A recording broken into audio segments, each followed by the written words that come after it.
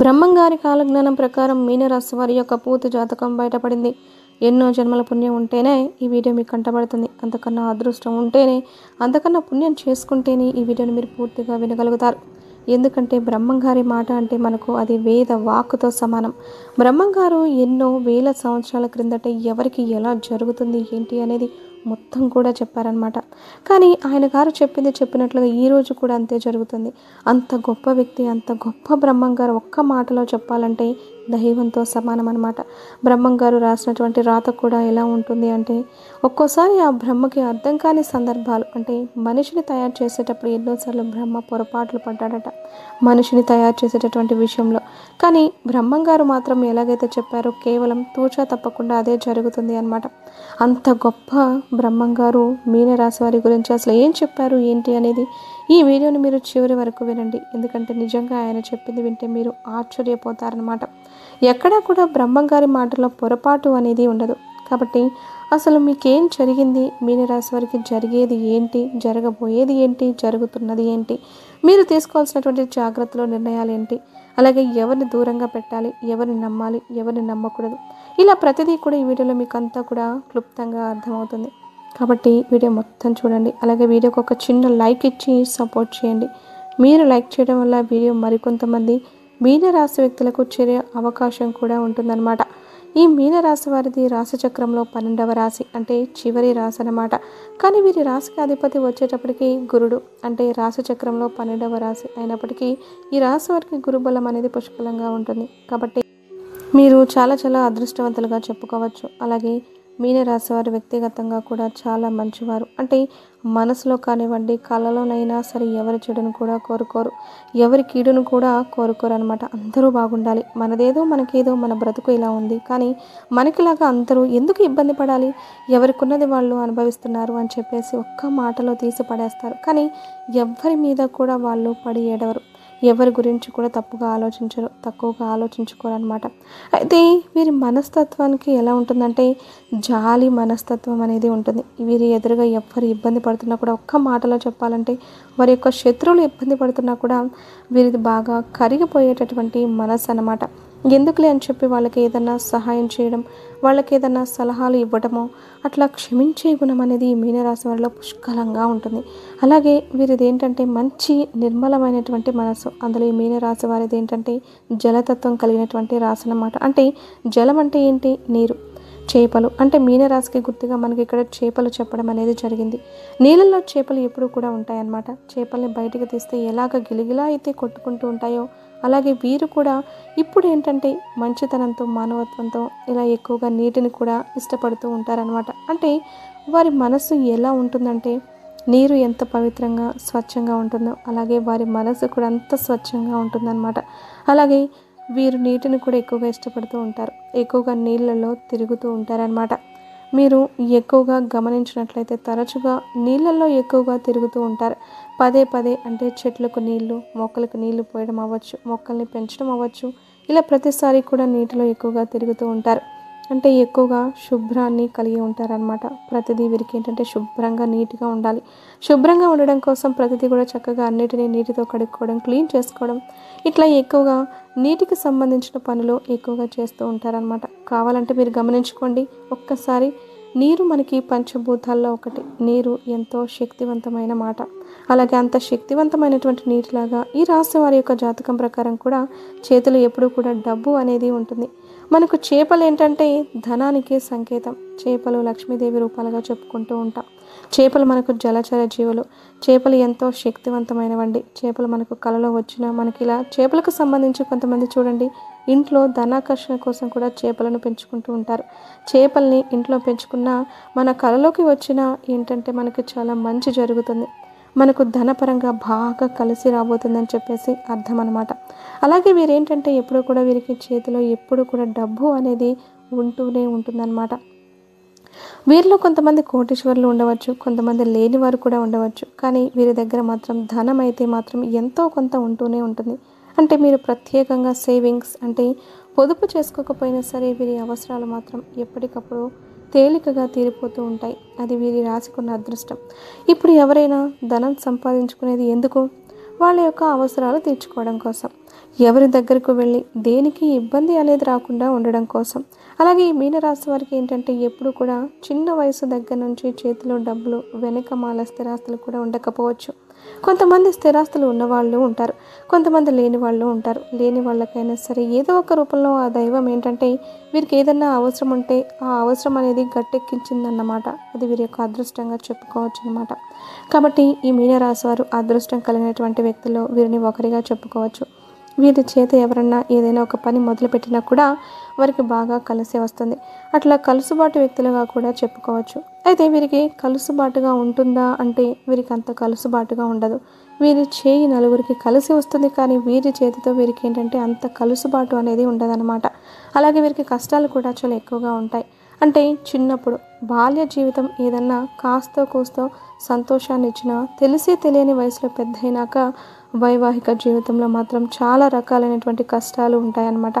కష్టాలతో, ఆర్థిక సమస్యలతో, అప్పుల సమస్యలతో, ఇంకా చెప్పాలి అంటే ఉన్నవి కూడా అమ్ముకుంటారు, ఉన్నవి కూడా పోగొట్టుకుంటారని చెప్పుకోవచ్చు అనమాట. భాగస్వామితో ఎన్నో రకాలైనటువంటి నరక యాతన అనుభవిస్తూ ఉంటారనమాట ఈ మీనరాశి వ్యక్తులు. వైవాహిక జీవితంలో ఈ మీనరాశి వ్యక్తులు కొంతమందికి ఏదైనా కాస్తో కూస్తో సంతోషం ఉంటుందేమో, కానీ ఎక్కువ మందిని గమనించినట్లయితే వైవాహిక జీవితం అనేది వీరికి అంత బాగుంటుంది అని చెప్పలేం.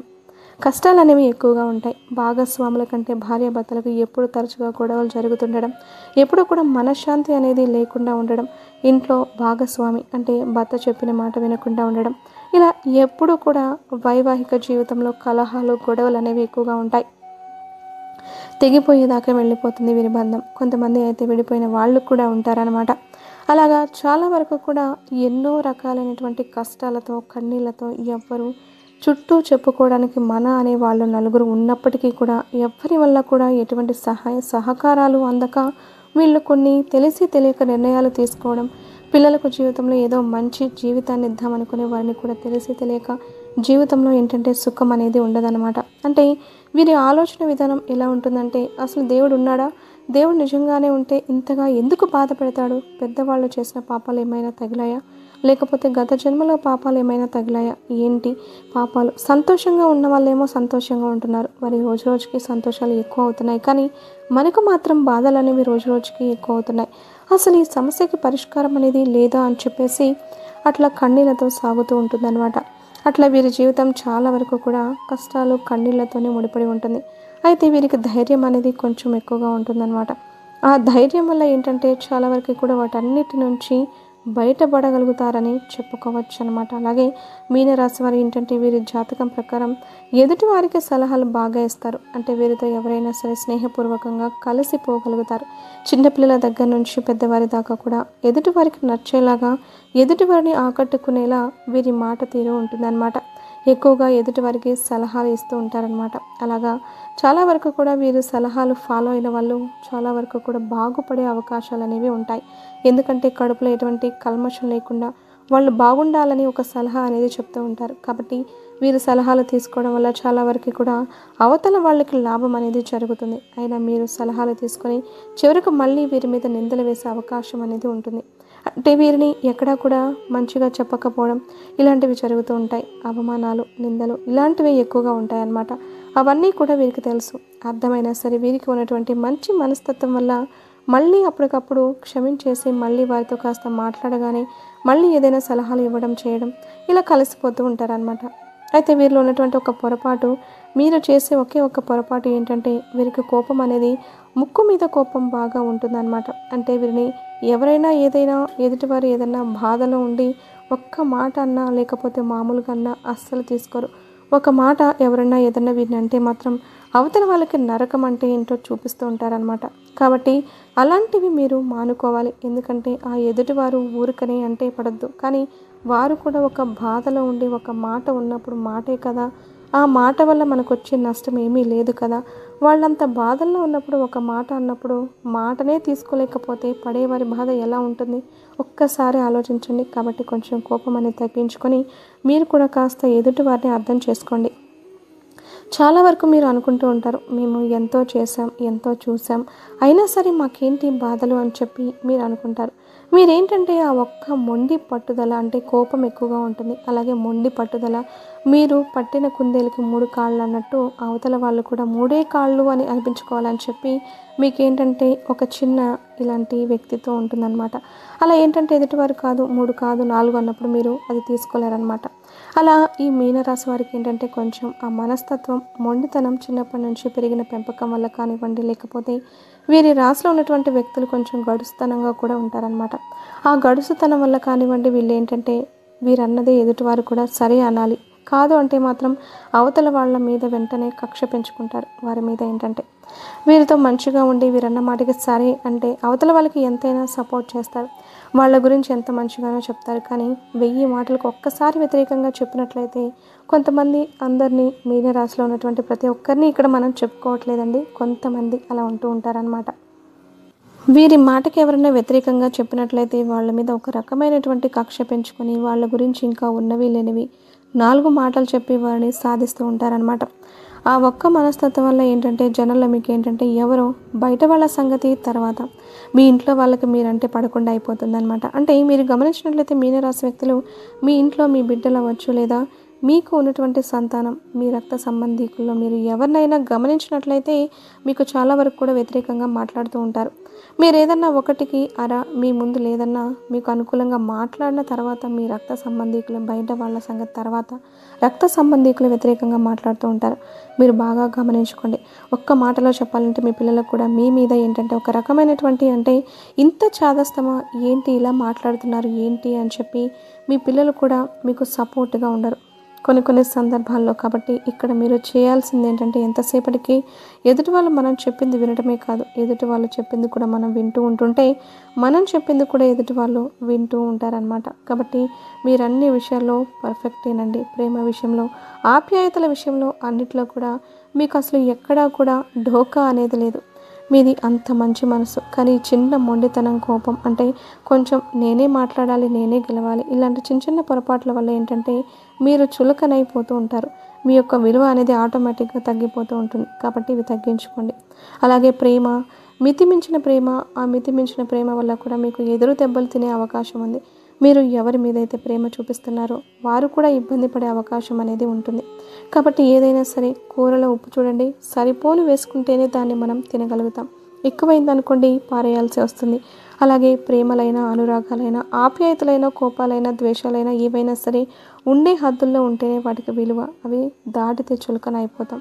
కాబట్టి ఇలాంటి చిన్న విషయాలు కనుక మీరు సరి చేసుకోగలిగితే మీకు వంక పెట్టే అంత మాత్రం ఎవరు కూడా లేరనమాట. మీకు ఇంట్లో వాళ్ళే శత్రువులు కూడా మిత్రులుగా మారే అవకాశం అనేది ఉంటుంది. కాబట్టి కొంచెం మీనరాశి వారు ఏంటంటే ఇంట్లో కూడా మనశ్శాంతి అనేది లేకుండా ఎక్కువగా ఇబ్బంది పడుతూ ఉంటున్నారు. ఇంట్లో వాళ్ళు రకానికి ఒక మాట వీరిని అంటూ ఉంటారనమాట. ఎందుకంటే వీరు అనుకున్నది చేస్తూ ఉంటారు, కొంచెం మొండిగా ఉంటారు అని చెప్పేసి అవతల వాళ్ళకి నచ్చదు. కాబట్టి మీరు ఆ మొండితనాన్ని కాస్త పక్కన పెట్టగలిగితే నిజమైనటువంటి ప్రేమ, అభిమానాలు మీరు సొంతం చేసుకోగలుగుతారనమాట. ఎందుకంటే మొండితనాలు ఇలాంటివి మనం ఏం తీసుకెళ్ళాలి లేదు, నలుగురిలో ఇబ్బంది పడతాం తప్ప. కాబట్టి మీరు అన్నది కరెక్ట్ అవ్వచ్చు, లేదా సున్నితంగా చెప్పండి. సున్నితంగా చెబితే వారు మీ మాట వినేటటువంటి అవకాశం అనేది ఉంటుంది.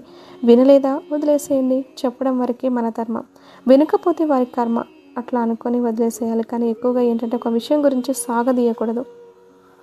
పిల్లలతోనైనా సరే మీ పెద్దరికాన్ని నిలబెట్టుకోండి. పిల్లలే అని చెప్పి చనువుగా మాట్లాడితే పిల్లలు ఏంటంటే చనువును కూడా చులకనగా చూసే అభిప్రాయం ఉంటుంది.